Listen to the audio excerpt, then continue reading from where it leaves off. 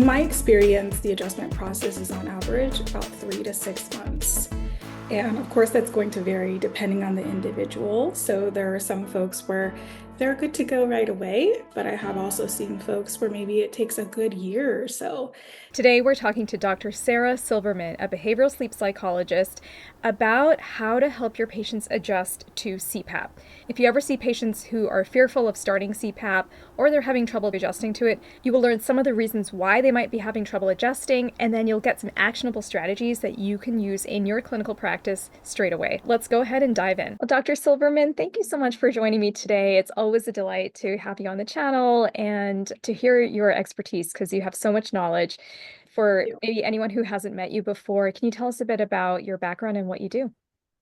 Absolutely. And thank you so much for having me back on your channel. It's always good to chat with you. So, I am a clinical sleep psychologist, and essentially what that means is I help people improve their sleep through non-medication strategies. And my background is very much under this umbrella of different types of therapies that help folks who may be dealing with certain sleep disorders, namely chronic insomnia. But I do see quite a few folks who are dealing with sleep apnea, maybe have difficulty adjusting to their CPAP, as well as circadian rhythm disorders, more of hypersomnia, narcolepsy, and really any sleep issue that comes my way. I try to intervene from more of a drug-free approach. And I currently see folks through my private practice and help folks improve their sleep naturally. Fantastic. And so today we're focusing in on helping patients adjust to CPAP. Because I know this is something that I hear, all the time from my patients is that they either don't want to wear the mask, they may have preconceived notions about what that's going to be like, or they may have been prescribed CPAP and they're having trouble adjusting to it. So maybe first of all, what percentage or proportion of people have difficulty adjusting to CPAP? Yeah, so the literature is kind of all over the place in this regard, but what we know is that there's actually, I'd say, about 70 to 80% of folks who are generally accepting of their CPAP at first. So, of course, maybe 20 to 30% of folks who are not really wanting to use it or kind of wanting to avoid it. And then after the first year of use, that number, so about 70 to 80% of folks, that actually drops down quite a bit. So 25% of those folks will stop using their CPAP after the first year. And then after the second year, it actually 50% of those folks will stop using their CPAP. So we do know from the literature that there is kind of a decline in CPAP use for a number of reasons, even though that we know very well that CPAP is the gold standard for treating sleep apnea. So there are quite a bit of folks who maybe have difficulty either adjusting to their machine or maybe try it for a little bit, but then for different reasons, they slowly stop using it. And we can certainly get into a number of those reasons. That's a big decline. By year two, half of people stop using it.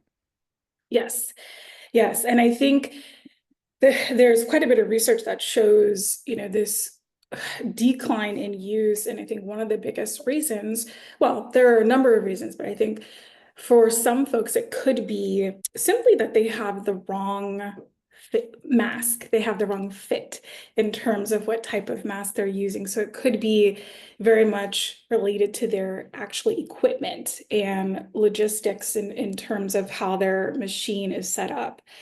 I tend to see a lot more maybe psychological issues related to CPAP use. So things like actually having claustrophobia around using the mask, or worry or anxiety around using CPAP. And I also see quite a bit of folks who have what's referred to as COMISA. So comorbid insomnia and sleep apnea. So having both sleep disorders that coincide together and can actually make each other worse. They can, make the apnea severity worse if it's not treated, or can make the insomnia worse if it's not treated. So there's huge population of folks that I see where they're dealing with both, and that can actually reduce treatment compliance, especially if the insomnia is not being treated as well. I think that's really helpful just as a reminder that, first of all, we need a personalized approach to each individual patient because the reasons for them having trouble adjusting are going to be different from person to person. And also keeping in mind that there can be more than one thing going on. There can be insomnia and sleep Yes. apnea. So we want to address things from that sort of holistic framework where we're looking at everything. But as a general rule of thumb, for the clinician who's maybe guiding their patient who's starting their CPAP journey, what can they tell them with regard to expectations as far as, how long does it usually take people to adjust? Are we talking a few weeks, a few months? What's the sort of average time that a person might need to get used to using their CPAP? In my experience, the adjustment process is on average about 3 to 6 months. And of course, that's going to vary depending on the individual. So there are some folks where they're good to go right away. It may, only take a couple days to a couple weeks. And then there are some folks where it does take a little bit longer. So, that's kind of the average. But I have also seen folks where maybe it takes a good year or so to get used to their machine. And of course, all of the parts that are involved as well, and the maintenance and just learning how to use CPAP effectively. So it really does vary based on the individual, but I'd say on average around 3 to 6 months is what I tend to see. So that's a long time, and I think that's really important for the clinician to know when they're guiding their patient. But for anyone who's listening, if maybe you yourself are trying to adjust to CPAP, that you want to give it some time. And we'll talk about some strategies around that, like how can you get used to it? Because it's not just a matter of like slapping it on your face and just trying to adjust. So we'll look at some strategies. But I wanted to go back to what you were saying about some of the reasons why people might have trouble. Specifically, you talked about claustrophobia, but also I hear from patients where they're using it for a few hours during the night, but then they're taking their mask off at night. Either they're aware of it, sometimes they're just not aware that they're pulling it off during the night, or there's just kind of a general discomfort. Could you speak to that a little bit more? Absolutely. It's something that I do tend to see as well. It's incredibly common. And I'd say for a lot of folks, it is this unconscious removal where they may not even know that they're taking their mask off in the middle of the night, but they wake up, with it on the other side of their bed. Or if they are conscious of it, oftentimes it's because they might be waking up, maybe to use the restroom, and then they end up falling back asleep without it or something along those lines. So it does look a little bit different based on the individual, but I think there could be a number of reasons for why that may be happening. Oftentimes, at least from my perspective, what I tend to see is there's this underlying worry or anxiety that is associated with using the mask. And by removing the mask, anxiety or worry decreases. It's actually under the umbrella of conditioned arousal, or essentially, associating the mask as this maybe stressful or frustrating thing to use. And by, removing the mask, that essentially decreases the overall anxiety or worry that may be associated with its use. So I tend to see a lot of that.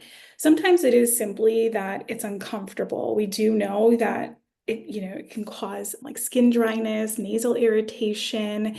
It can cause aphasia, so like more gas or belching in some folks, and can sometimes even cause postnasal drip or anything along those lines. It just kind of causes irritation in the nose or the mouth or both. So sometimes it can be directly related to using the mask.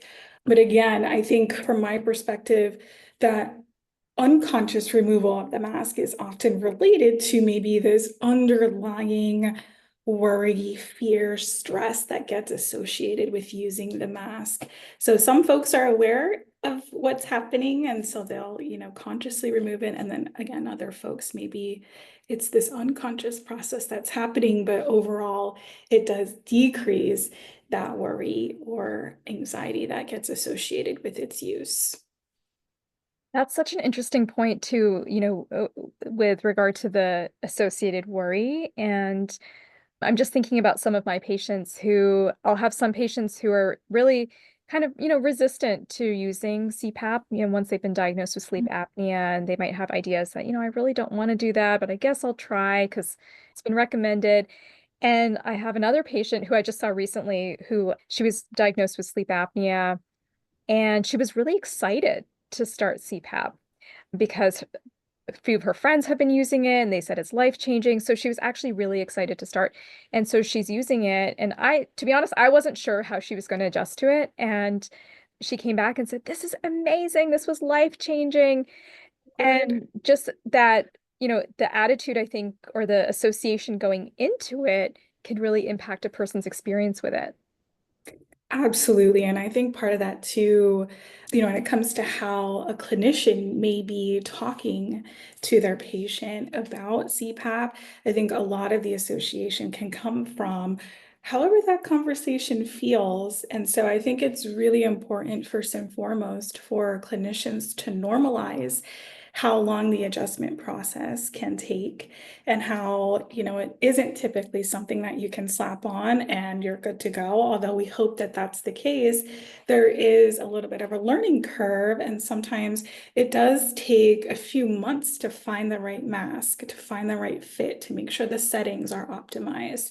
And to really get to a point where someone is actually noticing a significant difference in how they feel during the day, that can also take some time as well. Some folks may be using it consistently for 6 months, but they don't start to feel the improvement in their daytime symptoms for maybe a year or so. So I think it's really important for clinicians to normalize that process. And part of the conversation around using CPAP is you're really talking about the benefits of use.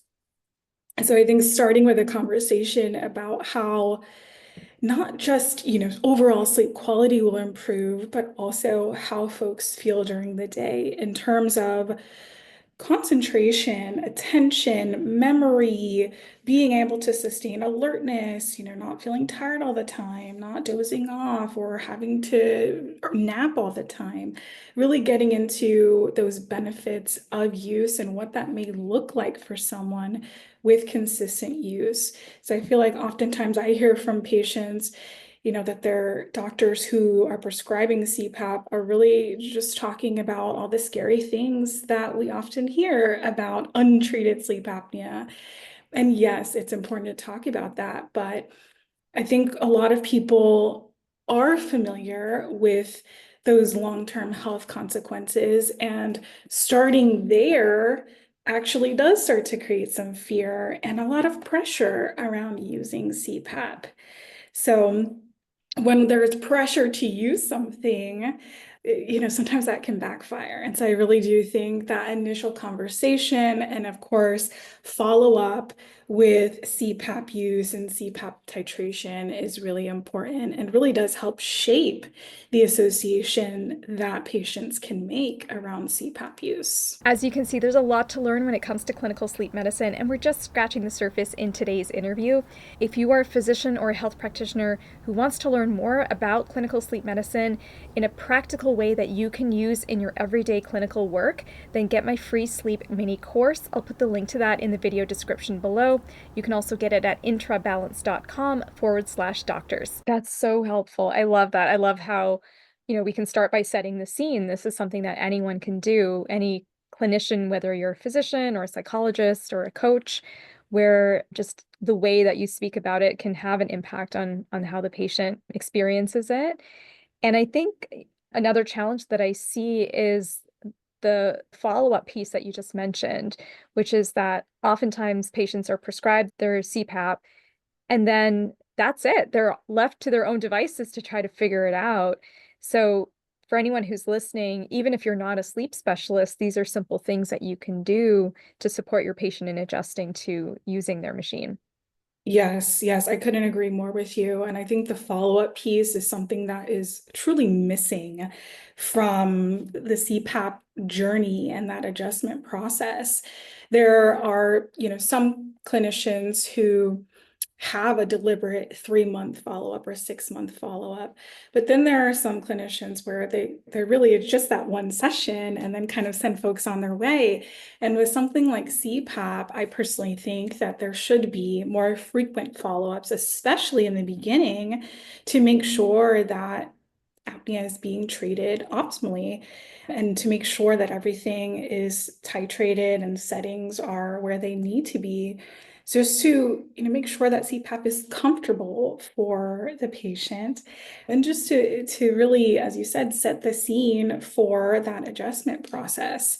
And, if it's possible, I know that this isn't always the case just due to time constraints and the nature of a traditional clinic, whether it's, say a primary care setting or even a sleep center setting, if there is the ability to actually structure those more regular follow-ups, I think that can be really important for this process, this CPAP adjustment process, and also something that can be incredibly helpful if it's possible as well is something you may have also heard of these PAP naps, which are essentially like a short nap in the afternoon where a patient can come in. So this would be more so like within an in-lab sleep center capability, but where a patient can come in the afternoon and take a nap with their new CPAP. And that way it's just a shorter sleep episode, but we can, actually see whether or not these settings are appropriate. So kind of a shorter sleep study, if you will, but gives patients the ability to really get the follow-up care that they need, especially in the beginning of the adjustment process. So I think that can be incredibly helpful, but of course depends on the setting. That's great. That's really helpful. And along those lines, one of the things that I know that you recommend and I recommend as well to people adjusting to CPAP is to wear it during the day and not just because it's hard to expect that when you have this new device that you're using and it's on your face, which is a sensitive, thing to do to wear a mask on your face, that you're just going to go to sleep and you're going to adjust to it immediately. And again, there are people who do have that experience, but for lots of folks, that's not the case.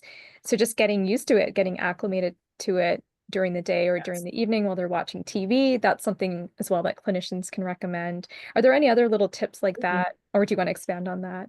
Yeah, so that's absolutely what I would typically recommend, especially for clinicians, as a way to really help folks who may be having difficulty adjusting to CPAP, especially in the first couple of weeks, is to encourage folks to start to use it during the day. And, what I actually recommend is just starting with the actual headgear. So don't even hook it up to the tubing or the mask yet, just simply wearing the headgear and, it sounds silly, but go about your day with your headgear on because over time, your brain forgets that you're even wearing it. And that's exactly what we want. So it's very much under this umbrella of desensitization or exposure therapy, if you will. So starting with just wearing the headgear during the day. And yes, I also recommend encouraging folks to wear it while watching TV in the evening or when they're reading a book. The more that you can wear it as you're going about your normal daily or evening routine, the more that you start to get used to it, the more that your brain forgets you're even wearing it. And that's what we want. So that is kind of an initial step, just kind of getting acclimated to the headgear first. And then once that becomes easy and kind of becomes a normal thing, then we can upgrade to potentially plugging it in and using it with, all the settings turned on and watching TV, reading a book, talking to family. Although you have to get a little bit creative sometimes in terms of wearing it during the day or in the evening, but that really is something that any clinician can recommend to someone who may be struggling. Great, that's really helpful. And then, so let's say the listener has a patient or client who's doing all of these things. They've got the right mask fit, they're trying to acclimate and they're still struggling. what's the next step? What sorts of treatments are available that you might offer to someone who's trying to adjust to CPAP? Yes, well, of course, I'm biased, but a next step would hopefully be a referral to either a sleep psychologist or behavioral sleep medicine specialist who is trained in systematic desensitization for CPAP therapy, or sometimes it is called CBT for CPAP adherence. So to really help someone get more acclimated to their CPAP machine. And it is actually derived from a bit of exposure therapy, which can be used for a number of different mental health conditions, but essentially helping folks get used to their CPAP through very slow incremental steps. So as I alluded to, it very much involves, starting with just the headgear, getting used to that, and then slowly, using the tubing, plugging it in. But it also incorporates a lot of relaxation training as well as part of the process. And the theory behind that is, for a lot of folks, especially if they are having difficulty using their CPAP, and even if there's a lot of anxiety or worry in the picture, instead of the CPAP or mask being associated with that worry, we want it to actually start to get associated with relaxation. And we want that CPAP to actually be a cue for relaxation and to promote more of that parasympathetic rest and digest process within the body. So a sleep psychologist or behavioral sleep medicine specialist who is trained in CBT for insomnia or CBT for CPAP adjustment.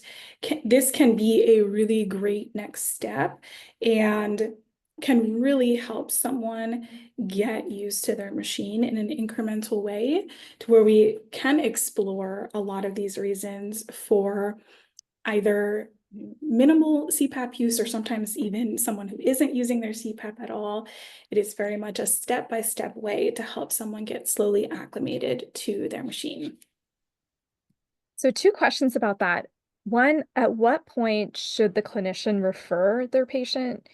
So, is it after a few weeks if they're seeing that they're having trouble adjusting, or like what's a good sort of like, set of criteria for the clinician to know, okay, I should probably refer this patient? And then the second question is, where do you find someone like yourself who does that kind of work? Mhm. So so there isn't actually a standard protocol as far as the referral process. What I typically encourage clinicians to think about is when you have made a lot of those initial recommendations to help your patients get used to CPAP, and maybe it's been a month or so, and they're still struggling and they're not really seeing much improvement, that would likely be a good time. The other scenario where I'd say refer right away is if insomnia is in the picture, and especially if it's at the forefront of the clinical presentation. If someone's really dealing with a lot of sleep anxiety and actually has significant sleep onset or sleep maintenance insomnia, or a combination of the two, and sleep apnea, so COMISA, that should be a direct referral. And so, of course, there would likely be quite a bit of education for the patient as far as making that referral and why it might be a great next step. But what we know from the research is we can actually treat both the insomnia and the sleep apnea together alongside each other. And you don't have to necessarily wait to treat the sleep apnea before you treat the insomnia. And there's actually some really great data that shows if we can treat the insomnia, we can actually improve CPAP compliance. So I think if there is any form of insomnia in the picture, CBT for CPAP adherence would be a great next step. Excellent. That's really helpful. And then, so where would someone refer, like, where would they find a sleep psychologist like yourself? Yes, so the best place to search for a behavioral sleep medicine specialist would be the Society for Behavioral Sleep Medicine. They do have both an international and United States directory that you can search based on your location. I'd say the caveat with that is there actually isn't a directory that highlight behavioral sleep medicine specialists who are trained in CBT for CPAP adjustment. So right now, the SBSM directory is typically for clinicians who are CBT for insomnia specialists. So that really is typically the focus of those clinicians. However, many of those clinicians are also trained in CPAP therapy and the adjustment process. So it does take a little bit of research, but I always recommend that as a starting place. And, especially after finding someone that's local to you, you can kind of look through their websites, their resources, and most of the time, if they are trained in the CBT for CPAP adjustment, you will find that on their website or resources. So it does take a little bit of research and looking into, but the Society of Behavioral Sleep Medicine is one of the best places, and its sister website is the University of Pennsylvania CBTI directory.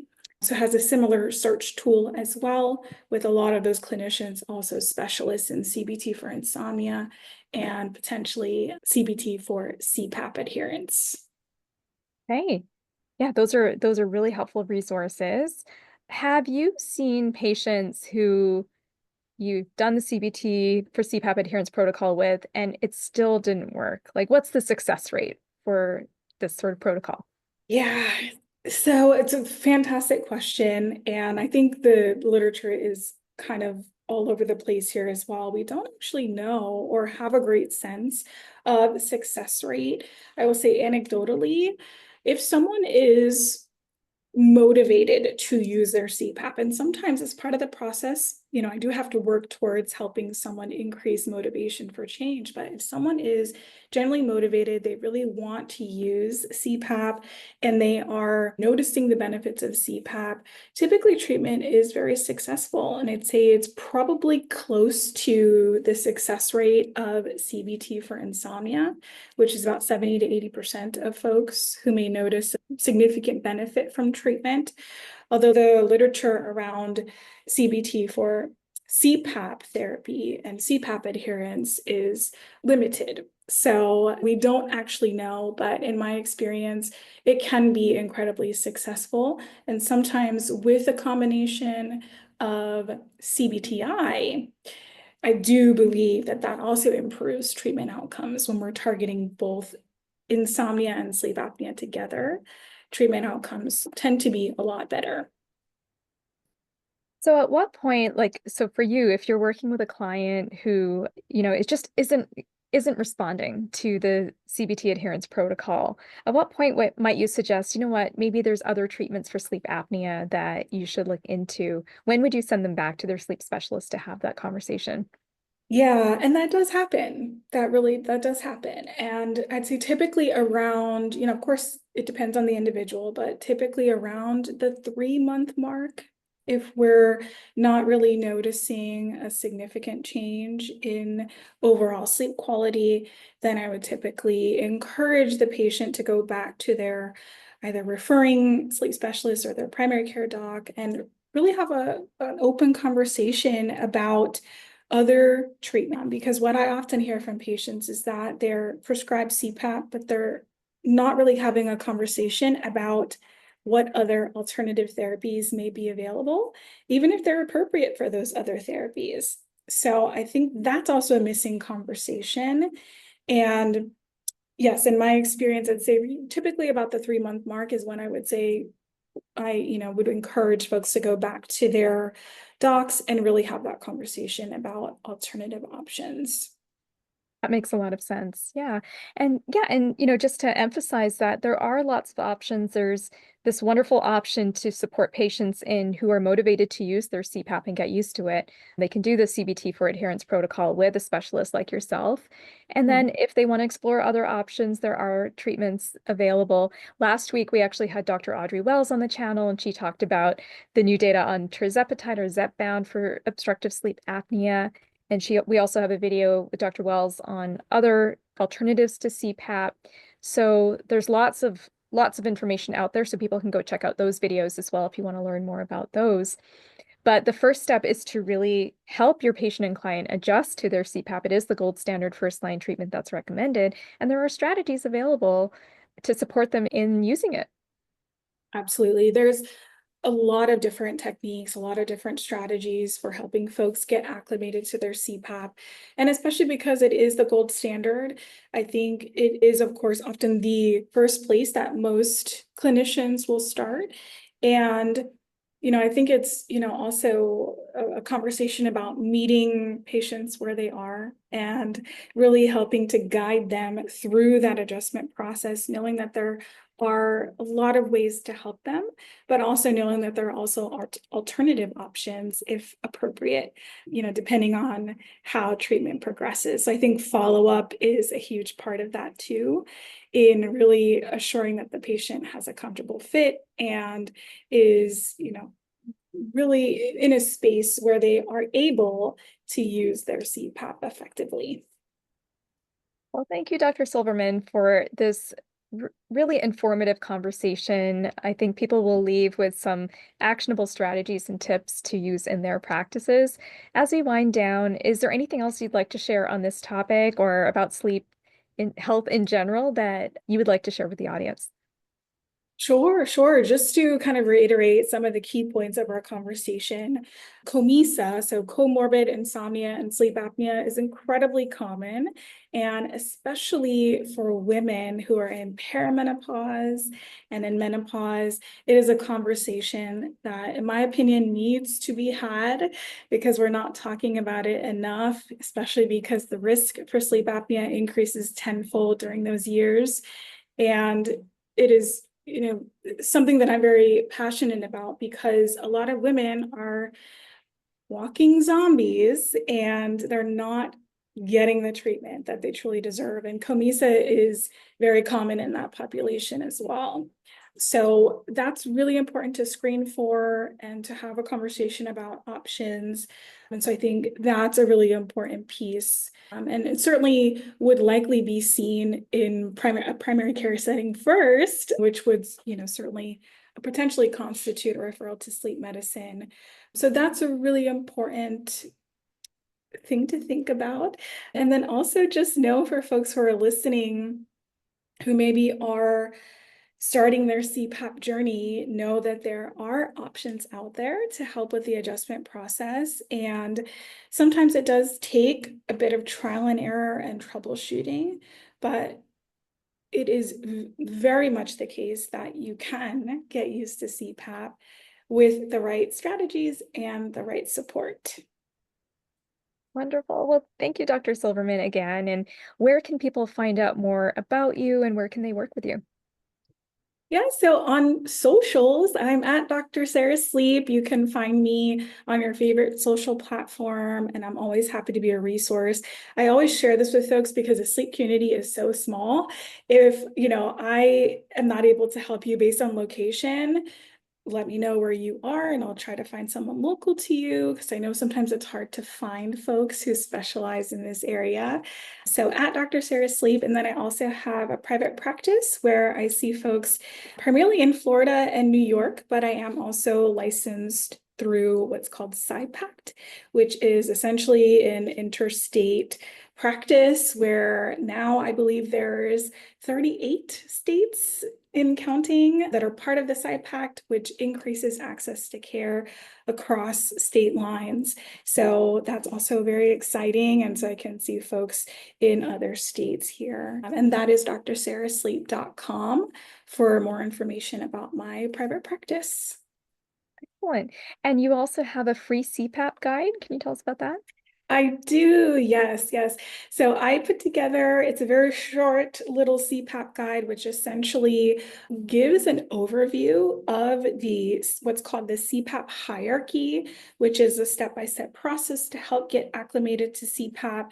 And so it lists those steps to consider, as well as some of the core relaxation and breathing techniques that I typically recommend to my patients as they're really learning how to incorporate relaxation with their CPAP use. So gives a nice overview of the treatment, and then of course has a bunch of resources as well for folks who are either looking for more support, so the option for one-on-one support, but essentially kind of gives that picture of what to expect when thinking about the adjustment process.